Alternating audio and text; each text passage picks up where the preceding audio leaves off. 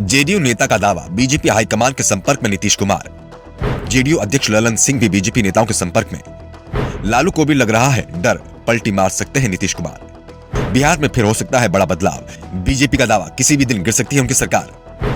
बिहार महागठबंधन को लेकर अब भविष्यवाणियों का दौर चल रहा है। सरकार 3 महीने चलेगी या 6 महीने या फिर लोकसभा चुनाव तक। बीजेपी की ओर से दावा किया जा रहा है कि किसी भी दिन बिहार में महागठबंधन की सरकार गिर जाएगी, तो दूसरी ओर जेडीयू और आरजेडी के नेता दावा कर रहे हैं कि सरकार के सामने कोई मुश्किल नहीं है। इस बीच जेडीयू विधानमंडल दल के नेता उपेंद्र कुशवाहा को लेकर बड़े दावे किए जाने लगे हैं। दावा है कि उपेंद्र बीजेपी में जा रहे हैं। दिल्ली के एम्स में अपना चेकअप कराने पहुंचे उपेंद्र कुशवाहा के साथ बीजेपी नेताओं की फोटो वायरल होने के बाद जेडीयू भी बैकफुट पर दिखाई दे रही है। नीतीश कुमार को भी समझ में नहीं आ रहा था कि जवाब क्या दें। जब उनसे उपेंद्र को लेकर सवाल हुए तो उन्होंने कहा कि कोई कुशवाहा से कह दे कि हमसे भी बात कर ले। उनके मन में क्या है ये हम क्या जाने, वो तो आते जाते रहते हैं।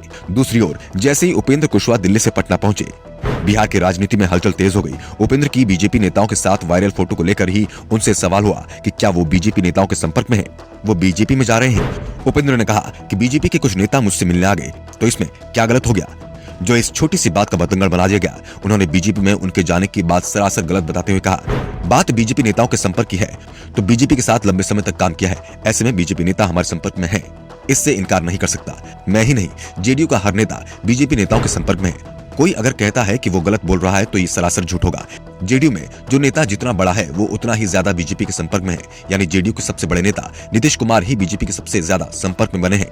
और अगर उपेंद्र कुशवाहा की बात को सही माना जाए तो फिर ये तय है कि किसी भी दिन बिहार में खेला हो सकता है। उपेंद्र कुशवाहा के दावों पर यकीन किया जाए तो सिर्फ नीतीश कुमार ही नहीं बल्कि ललन सिंह भी अब बीजेपी के संपर्क में है और बीजेपी के खिलाफ लगातार बयानबाजी करने वाले ललन सिंह की खामोशी भी ये बता रही है कि वो भी अपना मन बदल चुके हैं। उपेंद्र ने किसका नाम तो नहीं लिया, लेकिन उनके बयान से ये जरूर साफ हो चुका है कि आने वाले समय में बिहार में बड़ा खेला हो सकता है। और बीजेपी नेता जो 3 महीने का दावा कर रहे हैं उसके पीछे पर्दे के पीछे चल रही बातचीत सबसे बड़ी बात है।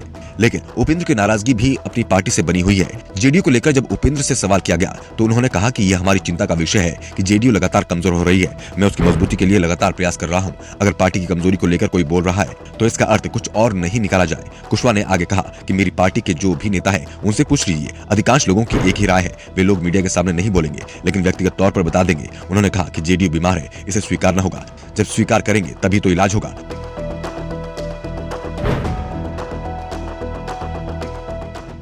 साफ है उपेंद्र कुशवाहा ने नीतीश कुमार को लेकर अपनी नाराजगी जाहिर करते हुए ये संकेत भी दिए हैं कि नीतीश कुमार कभी भी पलटी मार सकते हैं। बीजेपी के खिलाफ उपेंद्र का नरम होता रुख साफ संकेत दे रहा है कि वो फैसला ले चुके हैं। इंतजार वक्त का है और ये वक्त भी जल्द आ सकता है।